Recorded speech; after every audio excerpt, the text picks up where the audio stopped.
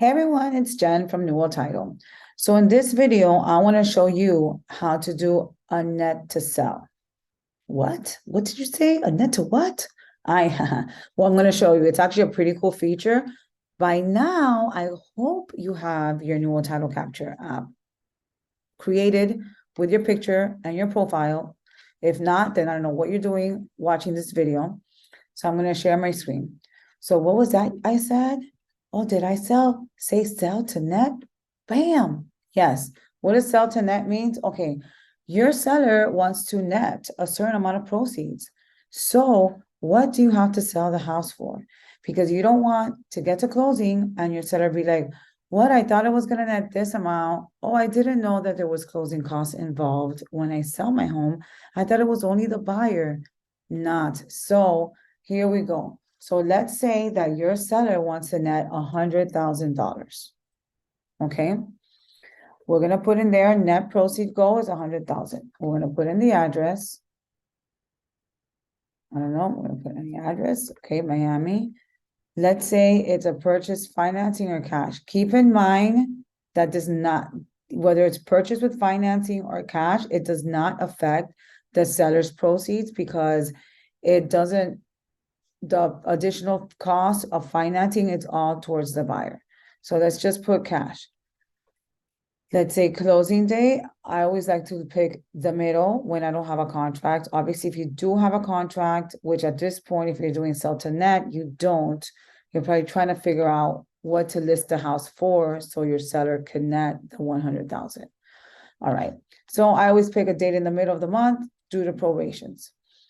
So let's say we're going to put Miami-Dade Broward provision, because if you're representing the seller and you pick this and the house is Miami-Dade and Broward, which in this case it is, that means the seller wouldn't have to pay for lien search or title search. So what else? Additional terms, Miami-Dade, we pick that. So let's say his mortgage payoff is, he owes about 285. Oh wait, 280, 85. Okay. If he has a second mortgage, you would put this here. Real estate commission, of course, you're gonna go 3 and 3. And let's say you have a transaction fee of $495. Don't forget to leave that out. Then if there are homeowners association, you would put it here. Let's say it's $100 because it's a PUD. Okay. Where there's a resale certificate or transfer fee, that you have to check with the association. The seller might not know that. Sometimes some associations do charge the seller a transfer fee when they're transferring from owner to owner. So let's put here taxes. Let's put $3,000. No other expenses. So remember, we want our seller wants to net 100,000. Notice that there's no purchase price. We only put mortgage payoff, which that you definitely need if you're trying to figure out what to list a property for them to net 100,000. So we're going to hit calculate. And there you go.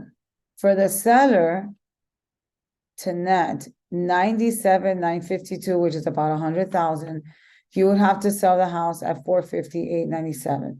So here you'd probably want to round it up to maybe 451, 452, 455, whatever your little heart desires. But now you know more or less what you have to sell the house for.